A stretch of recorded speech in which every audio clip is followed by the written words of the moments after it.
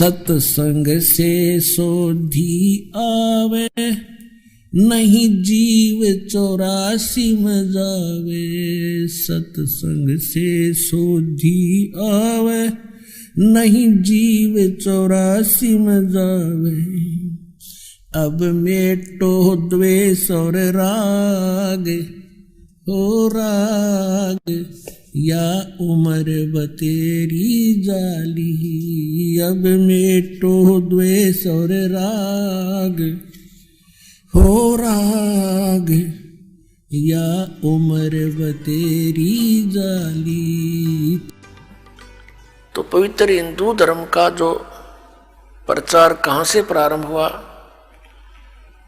आदरणीय आदि शंकराचार्य जी से हुआ। ये आदि शंकराचार्य कौन थे? उन्हीं की जीवनी में लिखा है कि ये भगवान शंकर ही स्वयं अवतार धारक आए थे और माता के गर्भ से जन्म लिया। 8 वर्ष की आयु में ये दीक्षित हो गए थे, संस्कृत बचपन से ही पढ़ने लग गए थे और 32 वर्ष की उम्र में इनकी मृत्यु हो गई थी रोग के कारण। इतना तो पुण्यात्माओं मानना पड़ेगा, इनका योगदान है इन महापुरुषों का, कि शंकराचार्य जी का जन्म उस समय होना एक वरदान सिद्ध हो गया हमारे लिए,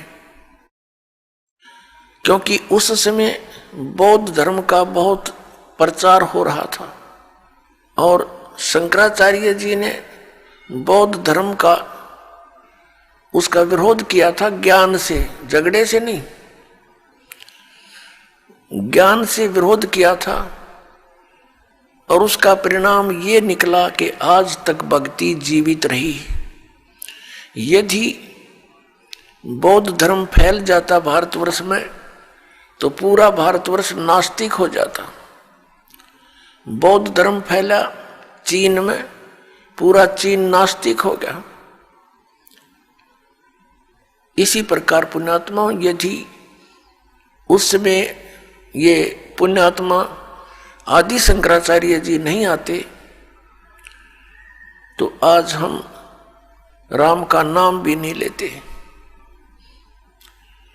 लेकिन बात वहीं रही कि आसमान से गिरे और खजूर में अटके, फिर लाभ क्या हुआ? शंकराचार्य जी ने हमें क्या ज्ञान दिया कि जीव ही ब्रह्म है। फिर दूसरा ज्ञान क्या दिया कि श्री शंकर भगवान परमात्मा है, विष्णु भगवान परमात्मा है, शिव भगवान परमात्मा है, ब्रह्मा जी परमात्मा है। ये अविनाशी हैं, इनकी जन्म मृत्यु नहीं होती।